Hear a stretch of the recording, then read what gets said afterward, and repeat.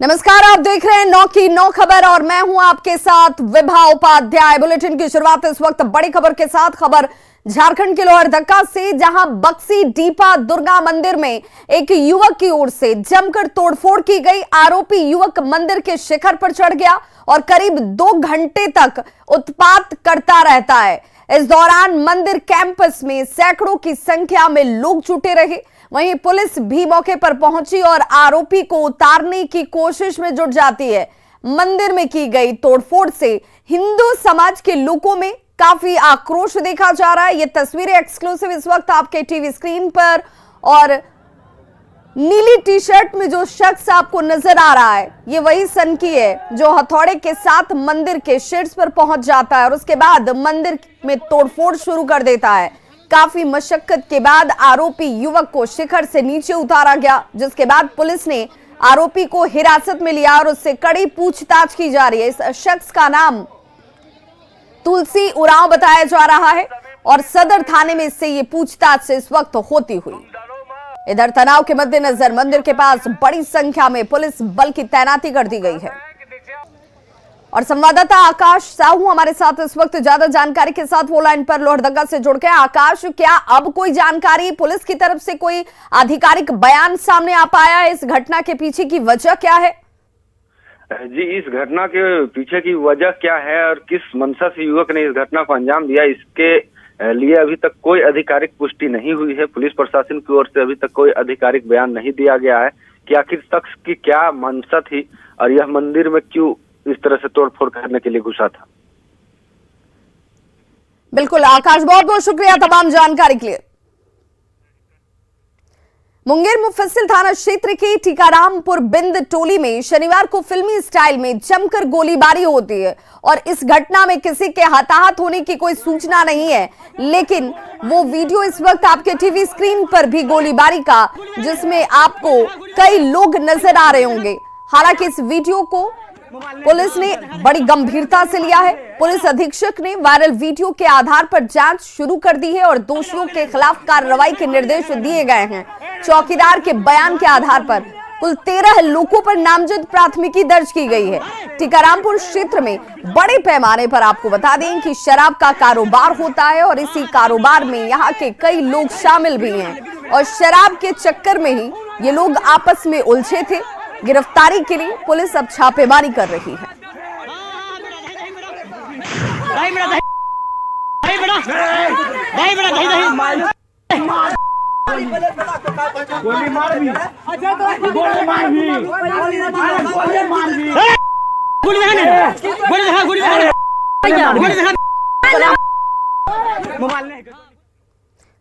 वहीं बड़ी खबर अरवल से, जहां पर एम्बुलेंस और बाइक के बीच जोरदार टक्कर हुई है। एक शख्स की मौत हो गई है जबकि 3 लोग जख्मी बताए जा रहे हैं।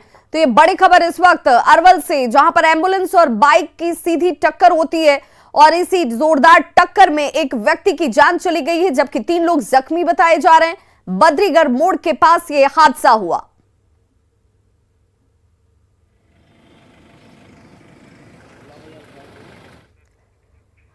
खबर बेगूसराय से, जहां एक कपड़ा व्यवसायी की हत्या के बाद बीती रात परिजन और ग्रामीणों ने NH-28 को जमकर हंगामा किया है। गुस्साए लोगों ने आगजनी तक की। तस्वीरें इस वक्त आप अपने टीवी स्क्रीन पर उस दौरान की देख रहे हैं। सदर जो SD DSP हैं, आगजनी यहां पर जब की गई तो सदर DSP की तरफ से कार्रवाई का आश्वासन दिया गया और इसी आश्वासन के बाद लोगों ने इस जाम को हटाया है। बछवाड़ा थाना क्षेत्र के फतेहा कलाली चौक पर 31 अक्टूबर की दोपहर अपराधियों ने सुनील कुमार यादव उर्फ मुन्ना यादव की गोली मारकर हत्या कर दी थी। परिजनों ने यह आरोप लगाया है कि लंबे समय से अपराधियों की तरफ से मुन्ना यादव से रंगदारी की मांग की जा रही थी, जिसे मुन्ना यादव ने देने से इनकार कर दिया और इसी बात से आक्रोशित होकर अपराधियों ने दिनदहाड़े दुकान में घुसकर मुन्ना यादव की हत्या कर दी।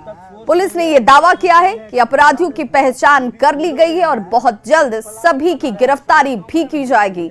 पुलिस ने घटनास्थल से खोखा और बाइक बरामद किया है। अपराधी जो है चुनौती देता था कि केस उठा लो नहीं तो हम मार देंगे। मार दिया दिन में आके, सब सामने में सबको दिन में आके। क्या करते थे इंजन की? ये कपड़ा रेडीमेड का व्यवसाय करते हैं। मुन्ना यादव। काफी दिनों से यहाँ कर रहे हैं। हाँ, बहुत दिन से करता है। हम लोग अब यही कहेंगे कि अभी जो घर परिजनों के द्वारा जो सड़क जाम किया गया है, पुलिस को सहयोग करते हुए पोस्टमार्टम हेतु लाश भेजा जाए और हम लोगों को कुछ समय दिया जाए ताकि जो अपराधी तत्व है उस पर हम लोग लगाम लगा सकें, उसकी गिरफ्तारी कर सकें। बड़ी खबर लखीसराय से आ रही है, जहां दो पक्षों के बीच जमकर मारपीट हुई है। कवैया के गोसाई टोला की घटना है, जहां पर दो पक्ष आमने सामने आ गए। 12 से ज्यादा लोग इस मारपीट में, इस झड़प में जख्मी भी हुए हैं। आपसी विवाद में मारपीट की गई, जो जानकारी इस वक्त सामने आ रही है। और फिलहाल तमाम घायलों को अस्पताल में इलाज के लिए भर्ती कराया गया है। तो आपसी विवाद में इस घटना को अंजाम दिया गया और ये घायल लोग आपको तस्वीरों में नजर आ रहे होंगे, जो इस वक्त सदर अस्पताल में इलाज करा रहे हैं। कवैया के गोसाई टोला की यह घटना, जहां पर दो पक्ष के लोग आपस में उलझ जाते हैं और इसी मार पिटाई में 12 से ज्यादा लोग जख्मी हो गए। वैशाली से बड़ी खबर, जहां पर आपसी वर्चस्व को लेकर मारपीट की गई है। दो पक्षों के लोग आपसी वर्चस्व को लेकर हिंसक झड़प में सामने नजर आए। एक युवक को इस दौरान गोली तक लगी है। तीसी औता थाना इलाके की यह घटना बताई जाती है और फिलहाल पुलिस अब इस मामले की जांच में जुटी हुई है। तो वैशाली से एक खबर, जहां पर आपसी वर्चस्व को लेकर मारपीट की गई और इसी मारपीट के दौरान दो पक्षों के लोग हिंसक हो जाते हैं और ये हिंसक झड़प में तब्दील होते हुए वक्त नहीं लगा। एक युवक को इस दौरान गोली तक लगी है। 4 आदमी खड़ा है तो आगे से आके राणा सिंह जो हाथ में रिवॉल्वर लिए हुए था रोक लिया, भिरा दिया, इसको भिरा दिया। बस हम भागे, ये पकड़ा गया। ये पकड़ा गया, पकड़ाने के बाद जो है इसको मारने लगा। बस ये भी भागने वाला, राणा सिंह गोली मारा, इसके बाह में लग गया। कहाँ पे घटना हुई है? तो हम घर से लगभग 3-4 किलोमीटर आगे, 3 किलोमीटर है, 2.5 किलोमीटर। जगह का क्या नाम है? भुक्खा डेरा से थोड़ा सा आगे। खबर सिमडेगा से, जहां बीती रात घायल अवस्था में लाई गई एक युवती की इलाज के दौरान मौत हो गई। मिली जानकारी के अनुसार बानू की एक युवती 31 अक्टूबर की सुबह अपने मामा के घर जाने के लिए निकली थी, लेकिन मामा के घर नहीं पहुंची। इसी बीच शाम में उसके परिजनों के पास बेटी के घायल होने की जानकारी एक फोन के जरिए आती है, जिसके बाद वे भागे भागे कोलेबिरा सीएससी पहुंची और फिर सदर अस्पताल परिजनों की तरफ से पहुंचकर देखा गया कि जो लड़की थी वो घायल अवस्था में थी और घायल इलाज के दौरान मौत हो गई। वहीं परिजनों को यह भी जानकारी मिली कि चांद अंसारी और कुछ युवक उसे लेकर आए थे और भर्ती कर फरार हो गए। परिजनों ने अपहरण कर दुष्कर्म की आशंका जाहिर की है, क्योंकि उसके कपड़े बदले हुए थे। वहीं शरीर पर भी चोट के निशान पाए गए हैं। परिजनों ने आरोपी की गिरफ्तारी और फांसी की सजा की मांग की है। वहीं शव कब्जे में लेकर पुलिस अब पूरे मामले की जांच में जुट गई है। अचानक घर फोन आ गया उसका मम्मी के पास। फिर हम लोग सोचे कि ये लोग हम लोग के पास फोन किया। फिर हम लोग बोले कि चलो भाई कोलेबिरा जाते हैं। फिर पता लगाए तो उसको सिमडेगा रेफर कर दिया है। फिर सिमडेगा आए, वही 8:30 पौने 9 बजे, तो यहाँ तो मर गई। फिर हम लोग देखे, फिर वहाँ कागज वगज को देखे तो वहाँ चांद अंसारी नाम बोल के लिखल था, साइन किया हुआ था। वो बोला कि हम बाहर नहीं ले सकते हैं, यहीं तक करके इस टाइप का बोला। हमको लगता है कि यही हत्या है, फिर अपहरण हुआ है, दुष्कर्म भी हुआ है। मेरा तो यही मानना है। तो क्या चाहती हो पुलिस से? मैं पुलिस से यही चाहती हूँ कि जो भी इस तरह के करते हैं मुजरिम, उनको कड़ी से कड़ी सज़ा मिले। मैं फांसी की सज़ा चाहूँगी। हाँ, हम लोग सिमडेगा थाना से आए हैं। हम लोग रात में रोटी स्लिप गया हुआ था, कम से कम लगभग 9:30 बजे आके हम लोग देखे। तो सुबह हम लोग आके इनका पोस्टमार्टम करने के जो अगले प्रक्रिया है उसको हम लोग कर रहे हैं। मनेर से बड़ी खबर है, जहां पर सराय में एक युवक की हत्या कर दी गई। गोली मारकर हत्या की गई है। मूर्ति विसर्जन के दौरान विवाद हुआ।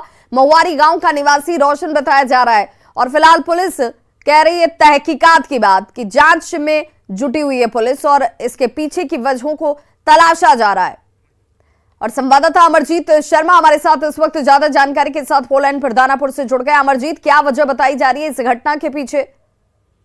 ये देखिए, इसमें अभी जो विवाद बताया जा रहा है वो आपसी विवाद है और पुराना विवाद भी है। इसी वजह से जो है हत्या की बात आ रही है। लेकिन पुलिस से बात हुई, उन्होंने बताया कि जो है फायरिंग कर रहा था और उसी दौरान जो है गोली लगी। लेकिन इसमें एक बात जो है सामने ये आ रही है कि गोली सीने में लगी है और सीने में गोली तभी लगती है जब कोई विवाद होता है। तो इसी वजह से जो स्थानीय लोग हैं वो विवाद की बात कर रहे हैं, लेकिन पुलिस जो है फायरिंग जो हर्ष अमरजीत, क्या परिजनों की तरफ से किसी पर शक शुबा जाहिर किया गया है?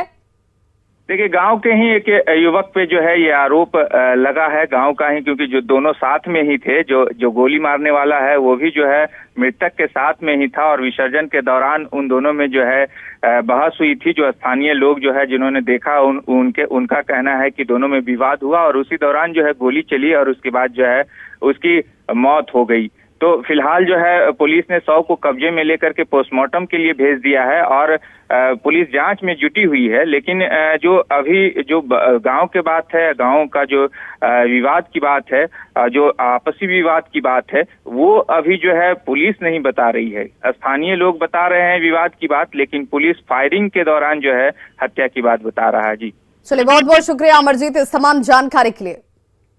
गुजरात के मोरबी में हुए हादसे पर केंद्रीय गृह राज्य मंत्री नित्यानंद राय ने दुख जाहिर किया। साथ ही उन्होंने कहा कि इस मामले की मॉनिटरिंग देश के प्रधानमंत्री खुद कर रहे थे। गुजरात मोरबी की घटना बहुत ही दुखद है और जैसे ही माननीय प्रधानमंत्री जी को यह सूचना प्राप्त हुई, खुद उन्होंने बचाव कार्य, राहत कार्य में निर्देशित करके खुद मॉनिटरिंग करने लगे। गृह मंत्री जी को भी जैसे इसकी सूचना मिली वैसे ही वो गुजरात सरकार से बात करके खुद इसको देखने लगे। अंतर्राष्ट्रीय पर्यटन स्थल राजगीर में प्रकाशोत्सव की तैयारियां जोरों पर हैं। सभी सेवादार राजगीर पहुंचकर अपने हिस्से के काम में जुट गए हैं। 3 नवंबर से लेकर 5 नवंबर तक प्रकाशोत्सव मनाया जा रहा है और इसे लेकर देश भर के कोने कोने से सिख श्रद्धालु राजगीर पहुंच रहे हैं। राजगीर गुरु नानक कुंड में सिख सेवादारों की ओर से तैयारियां की जा रही हैं। देखिए हमारे संवाददाता अभिषेक कुमार की ये रिपोर्ट। अभी हम पहुंचे नालंदा जिले के अंतर्राष्ट्रीय पर्यटन स्थल राजगीर में, जहां आप देख सकते हैं कि 593वें प्रकाश उत्सव को लेकर यहां तैयारियां जोर शोर से चल रही है। आप देख सकते हैं किस तरह से जो है 3 तारीख से 5 तारीख तक जो है प्रकाश उत्सव यहां मनाया जाएगा, उसी को लेकर यहां तैयारियां चल रही है। खास करके पंजाब से कई लोग आए हैं जो अपने अपने कामों में जुटे हुए हैं। खास करके कई सेवादार जो है यहाँ पर पहुँचे हैं, जो है कि पूरी तरह से रंग रोगन बांस बल्ले से तैयारी कर रहे हैं। यहाँ तक बता दें कि इस कार्यक्रम में मुख्यमंत्री नीतीश कुमार भी आएंगे और शिरकत करेंगे। तो आप देख सकते हैं किस तरह से जो है कि प्रकाश उत्सव को लेकर जो है कि सारी तैयारियां लगभग पूरी की जा रही है। खास करके दिन रात करके यहाँ जो है तैयारियां चल रही है। आप देख सकते हैं किस तरह से जो है कि लोहे के पाइप है उसे रंग रोगन किया जा रहा है, खंभे को रंग रोगन किया जा रहा है और सारी तैयारियाँ हैं जो जोर शोर से चल रही है। पूरी प्रशासनिक व्यवस्था भी चल रही है। अब यहाँ पर देखते हैं कि किस तरह से जो है किस सेवादार है जो आए हैं और जो पूरी तरह से जो है कि व्यवस्था में जुटे हुए हैं। तो यहाँ पर जो इस तरह से जो है कि तैयारियाँ हैं जो तेज युद्ध स्तर पर चल रही है। अब है कि 5 तारीख जो 3 तारीख से 5 तारीख तक है जो कार्यक्रम चलेगी, उसी को लेकर यहाँ पर हैं। हालांकि कुछ यहाँ सेवादार हैं, उनसे भी जानते हैं। ये बताया जाए कि यहाँ क्या कार्यक्रम चल रही है, क्या तैयारी चल रही है? ਇਹਨਾਂ ਤਿਆਰੀਆਂ ਸਮਾਗਮ ਹੈ ਦਸਤਾਵਲੀ ਹੈ ਇਹਨਾਂ ਦੀ ਮਹਾਂਪੁਰਸ਼ਾਂ ਦੀ ਗੁਰੂ ਨਾਨਕ ਸਾਹਿਬ ਦੀ ਉੱਥੇ ਉਹਦੇ ਕਰਕੇ ਵਿੱਚ ਚਲਾਇਆ ਜਾ ਰਿਹਾ ਹੈ। देख सकते हैं किस तरह से जो है सेवादार का कहना है कि हम लोग काम में लगाया गया है, जो हम लोग बेदम खूबी से जो है कि काम कर रहे हैं। खास करके जिस तरह से जो प्रकाश उत्सव के है तैयारियाँ वो अंतिम चरण में है। नालंदा से न्यूज एटीन अभिषेक कुमार। झारखंड में बिजली संकट गहरा चुका है। सेंट्रल पोल से कम बिजली मिलने के वजह से ग्रामीण इलाकों में स्थिति ज्यादा खस्ता हाल नजर आ रही है। दरअसल बकाये की वजह से JBVNL को पिक आवर में अतिरिक्त बिजली खरीदने पर रोक लगा दी गई है। ये रोक केंद्रीय ऊर्जा मंत्रालय ने लगाई है और इस रोक की वजह से अभी राज्य में 350 मेगावाट कम बिजली मिल रही है और ऐसे में राजधानी रांची में करीब 20 घंटे की पावर सप्लाई हो पा रही है, यानी 4 घंटे की कटौती यहां पर हो रही है। जबकि गुमला, सिमडेगा, पलामू, गढ़वा, लातेहार और पलामू की बात कर ले तो यहां तकरीबन 15 घंटे की बिजली आपूर्ति ही हो पा रही है, यानी 9 घंटे तक बिजली की आपूर्ति में कटौती इन तमाम जिलों में कर दी गई है। राज्य में 2200 मेगावाट तक बिजली की डिमांड पहुंच जाती है, लेकिन अभी 1900 मेगावाट ही बिजली मिल पा रही है।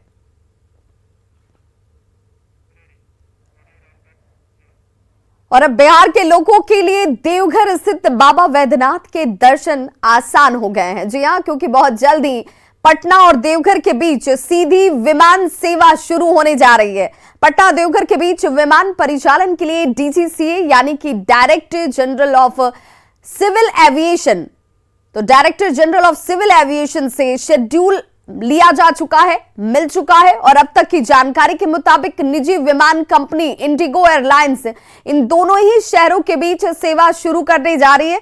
पटना एयरपोर्ट से विंटर सीजन के लिए जो 55 विमान सेवाओं की घोषणा की गई है, उसमें पटना देवघर और देवघर पटना के लिए फ्लाइट संख्या 6E7944 और 6E7945 शामिल है।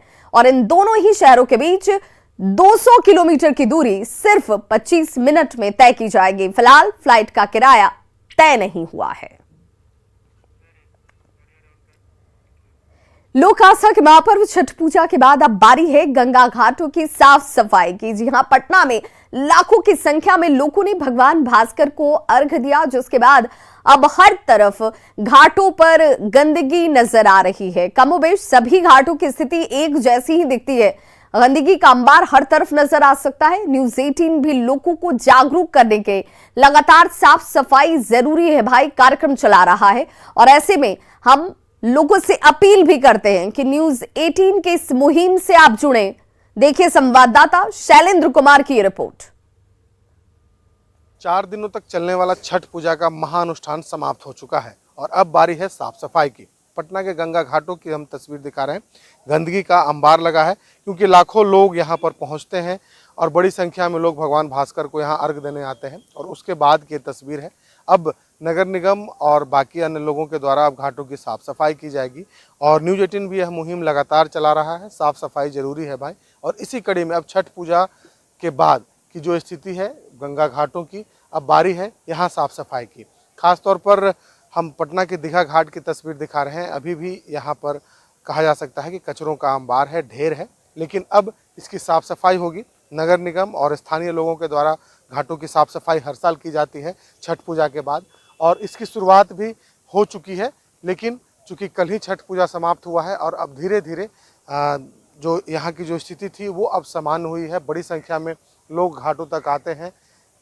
गंदगी होना लाजमी है, लेकिन उसके बाद अब साफ सफाई भी शुरू हो चुका है। कई घाटों पर साफ सफाई के लिए लोग उतर चुके हैं। घाटों की साफ सफाई की जा रही है। हालांकि कई घाट अभी भी वहाँ पर गंदगी का ढेर देखा जा सकता है, लेकिन अब माना जा रहा है कि जिस तरीके से छठ पूजा समाप्त हुआ है, 4 दिनों तक यह महाअनुष्ठान चला और उसके बाद अब बारी गंगा घाटों की साफ सफाई की है। शैलेंद्र, न्यूज़ 18 पटना।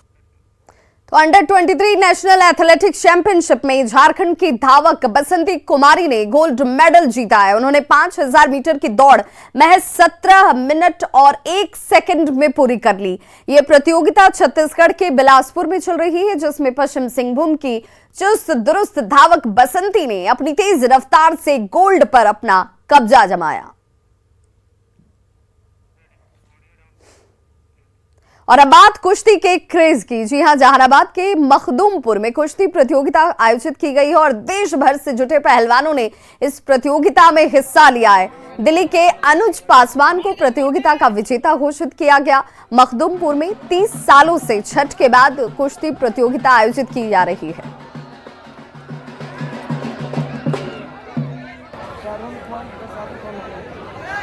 ठीक लग रहा है, ये करके आगे कार्यक्रम करते आगे बढ़ावेंगे सर। अच्छा, तो आप विजेता बने हैं? यस। अच्छा, आगे बढ़ने का मौका? आगे बढ़ने का अगर ये करते रहेंगे तो आगे उपयोग करेंगे सर।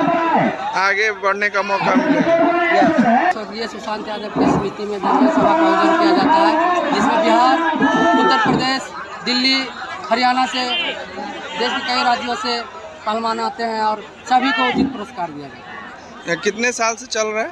30वां साल हम लोग मना रहे हैं।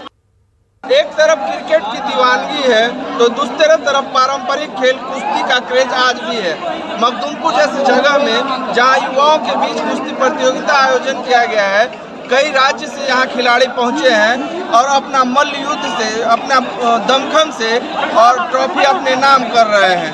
सभी खिलाड़ियों को आकर्षक इनाम दिया जाता है। कई साल से ये प्रतियोगिता यहाँ आयोजित किया जा रहा है, जो सीख देता है कि अभी भी कुश्ती लोगों के लिए पसंद बनी हुई है।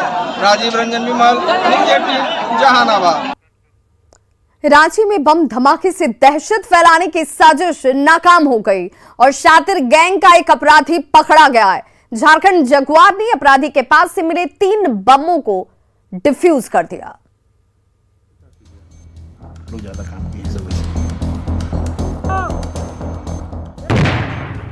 ये धमाका रांची शहर के किसी बिजी मार्केट में हुआ होता तो ना जाने क्या नजारा होता। ये ब्लास्ट ना जाने कितनों की जान ले लेता, पर चुस्त दुरुस्त रांची पुलिस ने दहशत फैलाने की साजिश पर पानी फेरकर इसमें शामिल अपराधी को गिरफ्तार कर लिया।